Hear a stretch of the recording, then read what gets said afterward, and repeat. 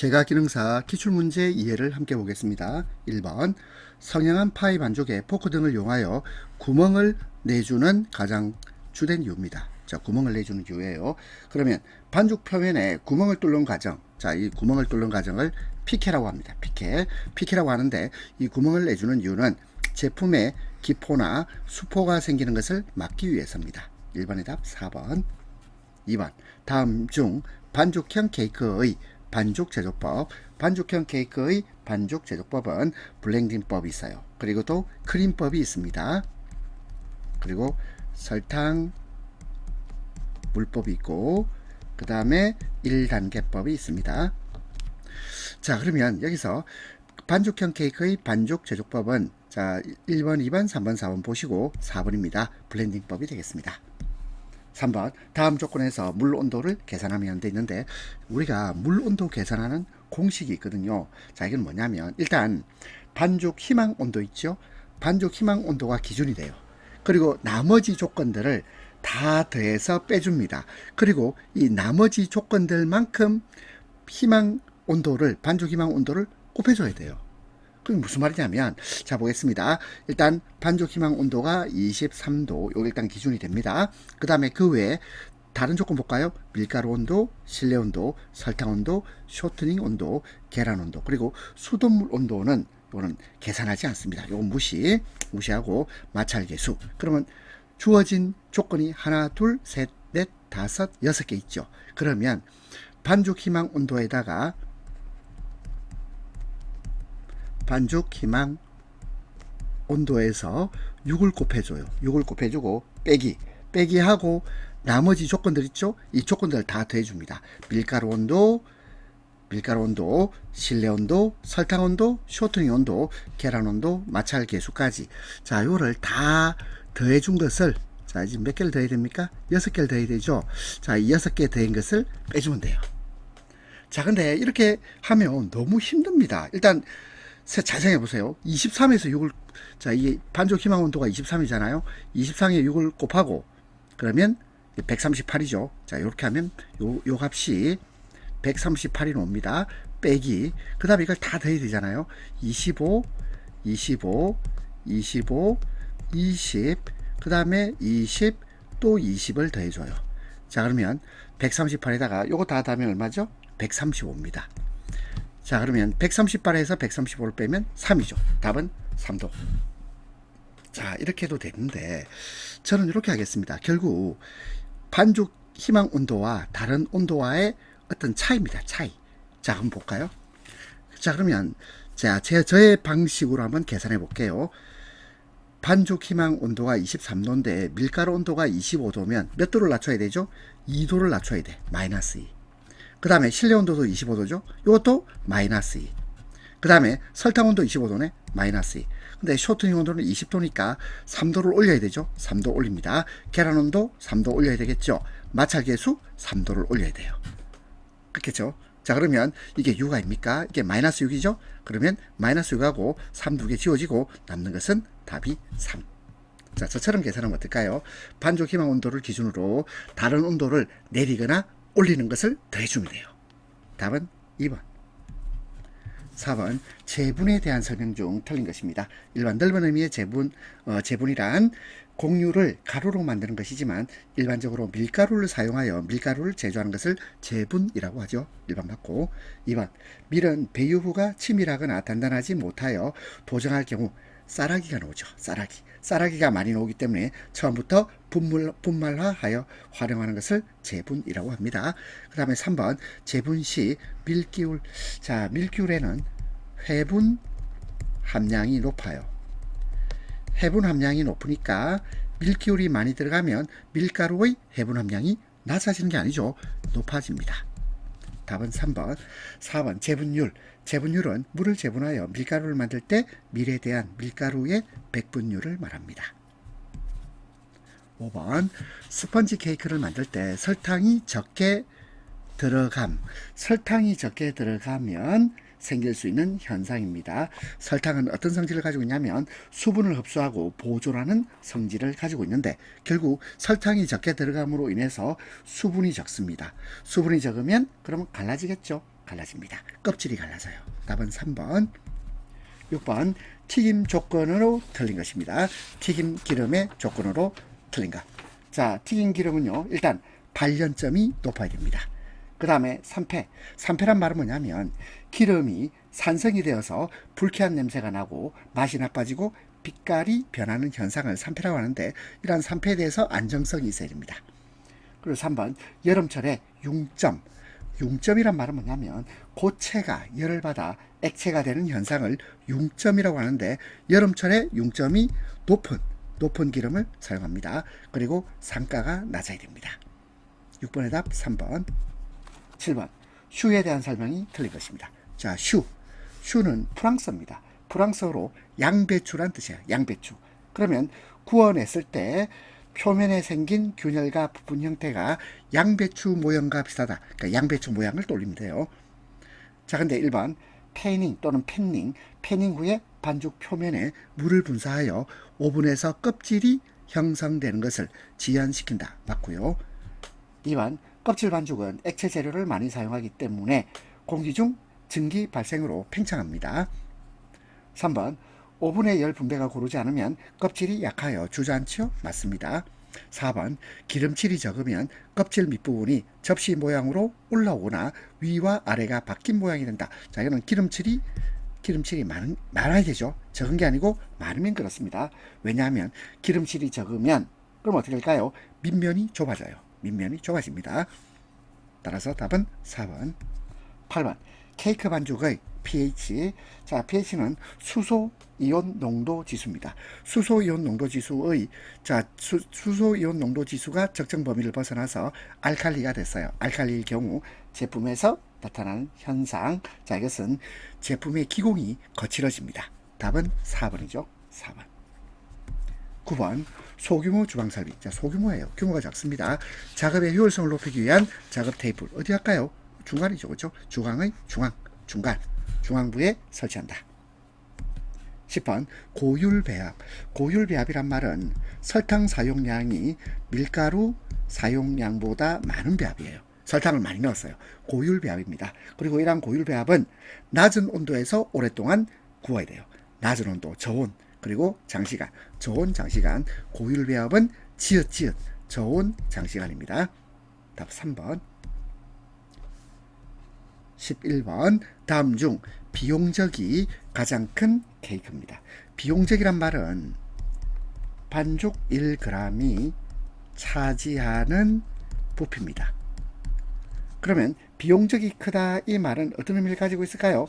비용적이 크려면 부풀어 올라야 되겠죠. 그렇죠? 왜냐하면 반죽 1g이 차지하는 부피를 비용적이라고 하니까 비용적이 가장 큰 케이크는 스펀지처럼 부풀어 올라야 돼요. 따라서 답은 1번입니다. 스펀지 케이크. 그러면 비용적이 가장 작은 케이크는 뭐겠습니까? 파운드 케이크입니다. 파운드 케이크. 자, 비용적이 가장 크다 스펀지 케이크, 비용적이 가장 작다 파운드 케이크. 12번 어떤 과자 반죽의 비중을 측정하기 위해서 다음과 같이 무게를 달았다면 이 반죽의 비중. 자, 우리 비중 공식 한번 생각해 볼까요? 비중 공식은 뭐죠? 이거는 물분의 반죽이죠. 물분의 반죽인데 여기서 컵의 무게는 빼야 됩니다. 자, 그러면 비중 컵의 무게가 50g이죠. 50. 그러면 비중 컵 50을 빼야 돼. 그러면 물이 얼마죠? 물은 200입니다. 그리고 반죽은요? 반죽은 120이죠.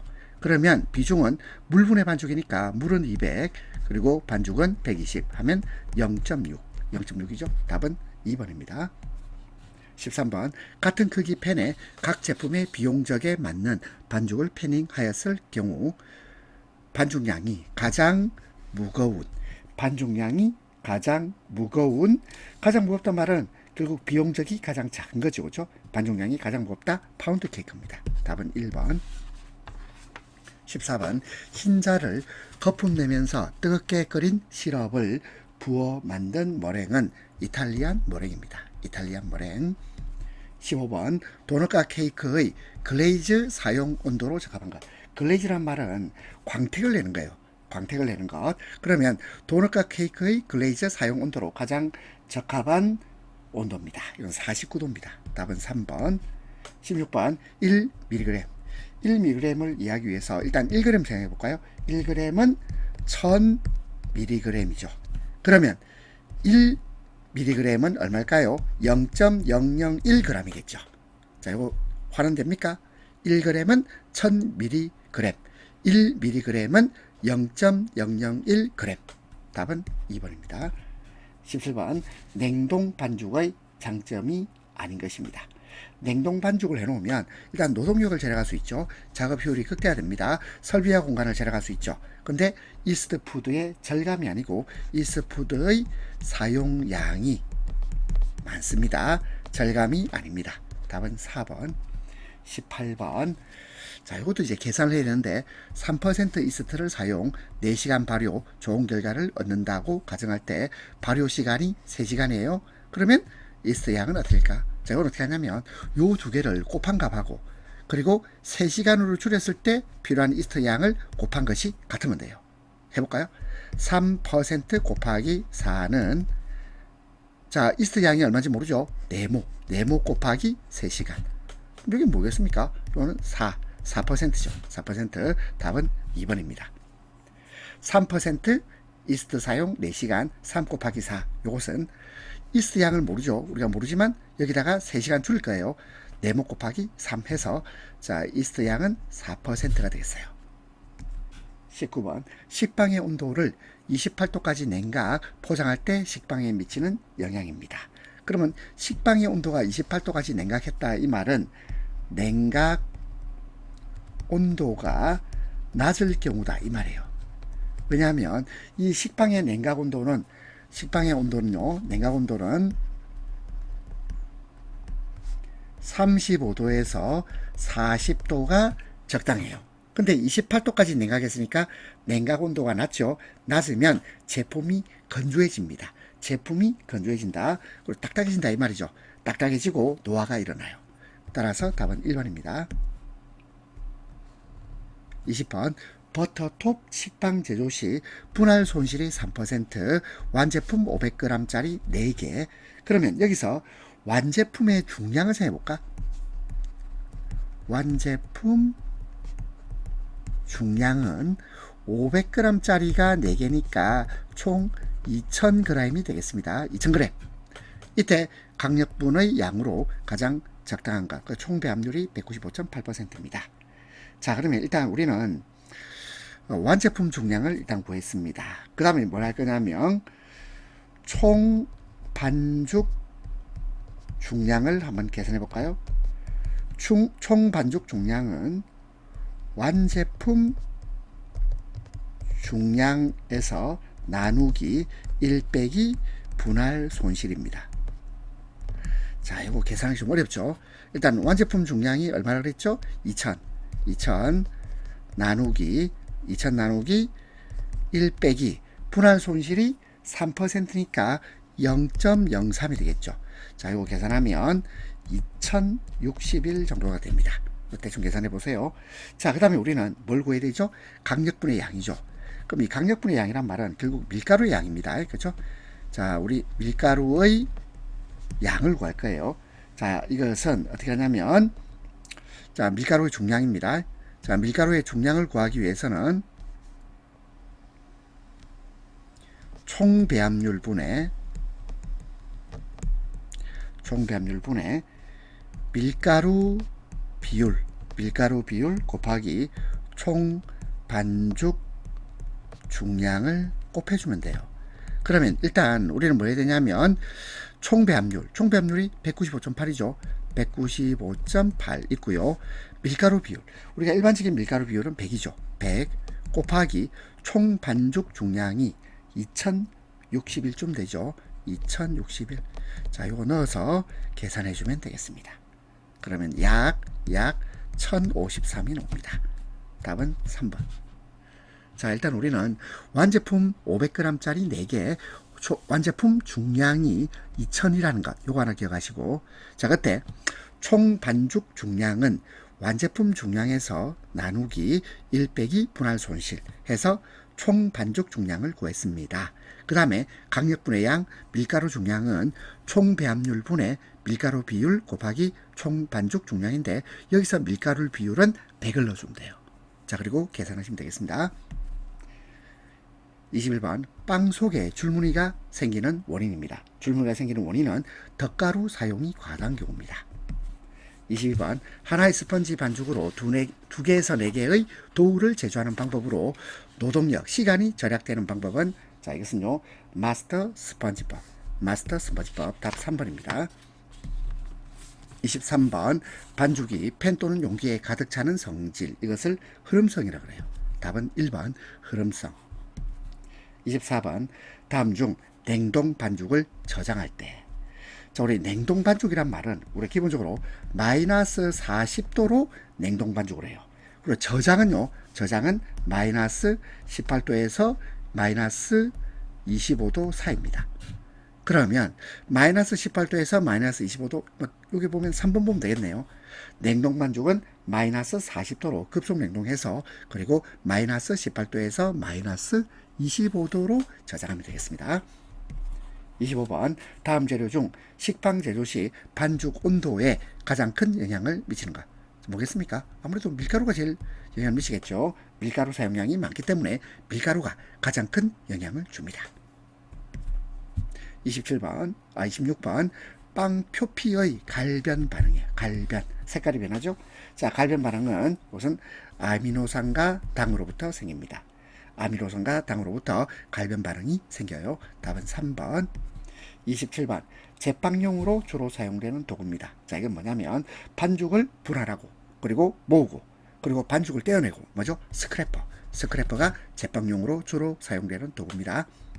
28번 빵 제품의 껍질이 연한 원인 설명으로 그려가는 겁니다. 1차 발효가 과다하다. 껍질색이 연해집니다.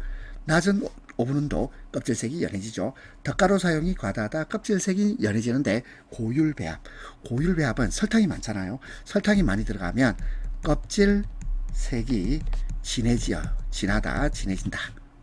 답은 4번. 29번 둥글리기, 라운딩, 공정에 대한 설명으로 틀린 것입니다. 1번 덧가루, 분할기 기름을 최대가 아니고 최소입니다. 최소로 사용하고요. 그리고 둥글리기는 손으로 하는 경우도 있고 기계 분할도 있겠죠. 그리고 분할기의 종류는 제품에 적합한 기종을 선택하고 4번에 둥글리기 과정 중 큰 기포는 제거되고 반죽 온도가 균일화 되겠습니다. 답은 1번. 30번 오랜 시간 발효 과정을 거치지 않고 발효 과정을 거치지 않는다. 이게 뭐죠? 노입니다. 노. 발효 과정 노. 혼합 후 정형하여 2차 발효를 하는 제빵법 뭐겠습니까? 노타임법. 답은 3번. 31번 밀가루 중에 가장 많이 함유된 물질은 뭡니까? 밀가루는 탄수화물이 밀가루의 70%죠. 그리고 탄수화물은 전분으로 구성되어 있어요. 그럼 밀가루는요 전분 덩어리입니다. 답은 3번. 32번 우유를 살균할 때 고온 단시간 살균법 HTST 고온 단시간 살균법 이게 뭐죠? 72도에서 15초 724인데 725 이렇게 외웁시다. 75도에서 15초 75도 15초 답은 1번입니다. 33번 효소와 온도에 대한 설명 틀린 것입니다. 1번 효소는 단백질 일종이죠. 열에 의해서 변성됩니다. 그 다음에 2번 최저 온도 수준이 지나도 반응 속도는 증가한다. 자, 이건 잠깐 말이 아니고 3번하고 4번이 잠깐 말인데 3번 보겠습니다. 적정 온도 범위에서 온도가 낮아질수록 반응 속도는 낮아진다. 이게 정확한 말이고요. 그리고 적정 온도 범위 내에서 온도 10도 상승에 따라 효소 활성은 약 2배로 증가합니다. 틀린 것은 2번. 34번 다음의 초콜릿 성분이 설명하는 것입니다. 글리세린 1개, 지방산 3개가 결합한 구조입니다. 실온에서는 단단한 상태이지만 입안에 넣는 순간 녹게 만들어요. 그리고 고체로부터 액체로 변하는 온도 범위 가소성이 겨우 2, 3도로 매우 좁은 것 뭐죠? 카카오 버터입니다. 답 3번. 35번 페리노그래프는 밀가루 흡수율을 측정합니다.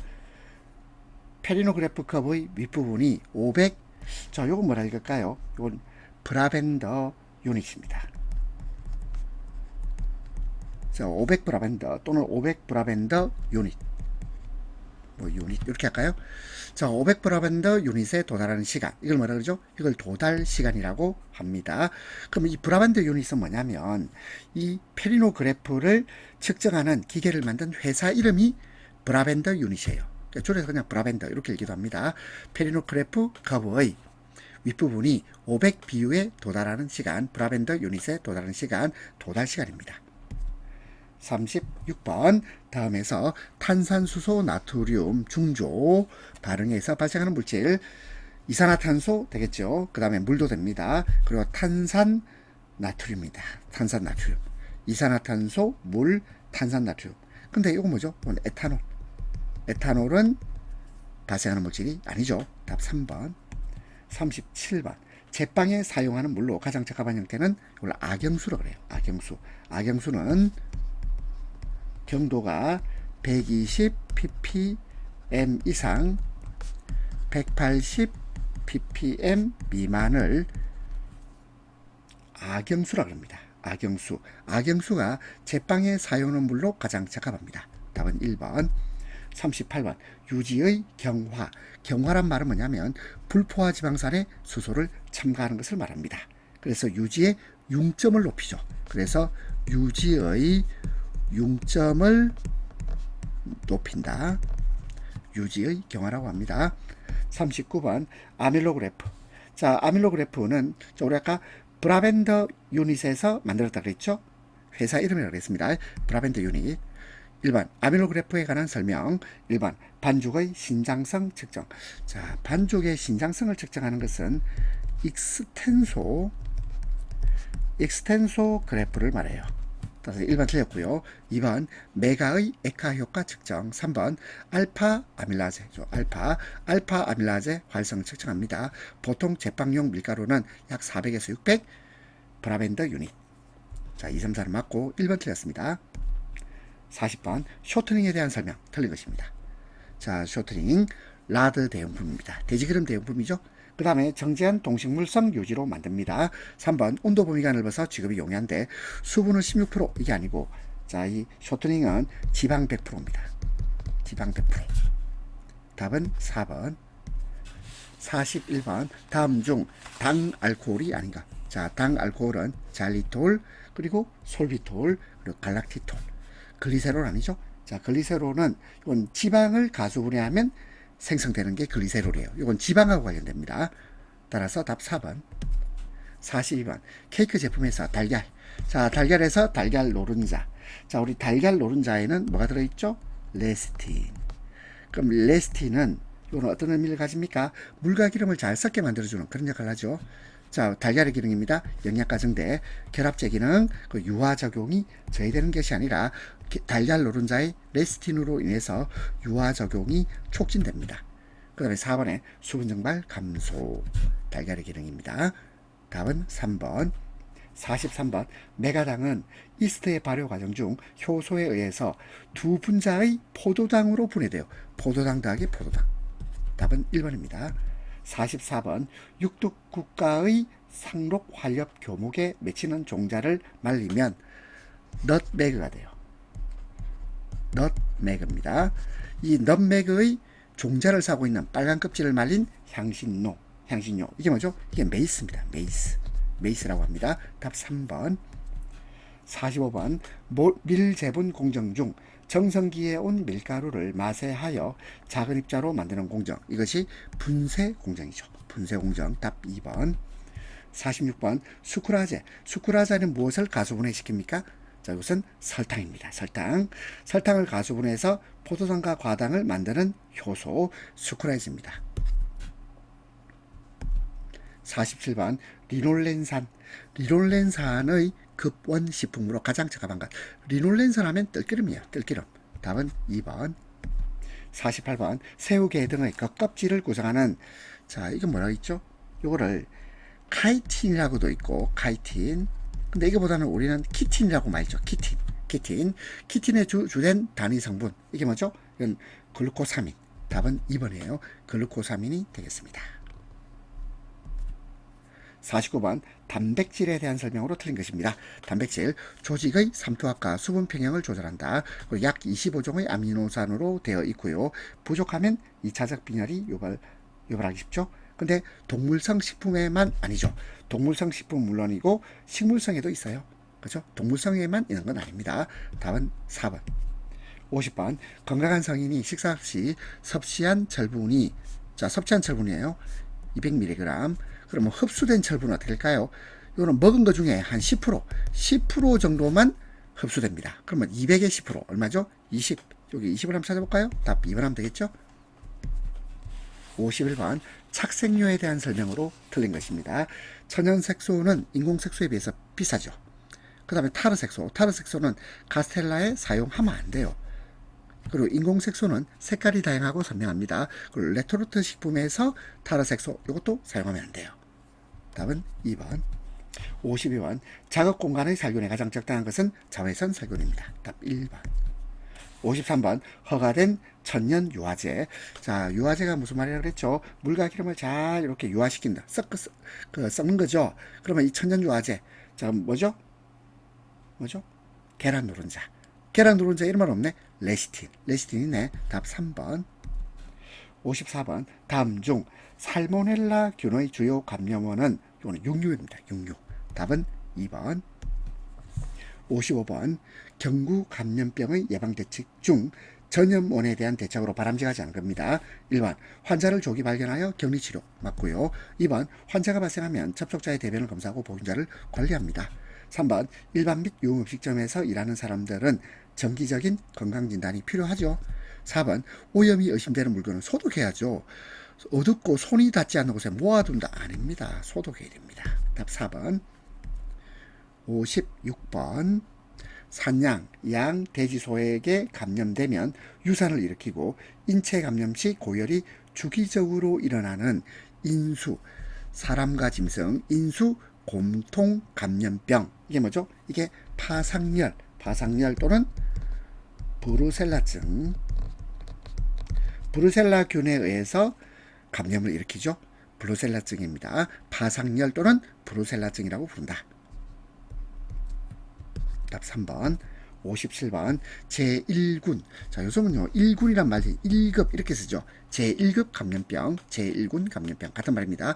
감염 속도가 빠르고 국민건강에 미치는 위해 정도가 너무 커서 발생 즉시 방역 대책을 수립해야 합니다. 그런데 여기에 속하지 않는 거예요. 먼저 콜레라는 제2급입니다. 장티푸스 이것도 제2급이고요. 비브리오 폐혈증 이거는 제3급. 장출혈성 대장균 감염증은 이것도 제2급. 그러면 우리 1급 구해야 되잖아. 답이 없네요.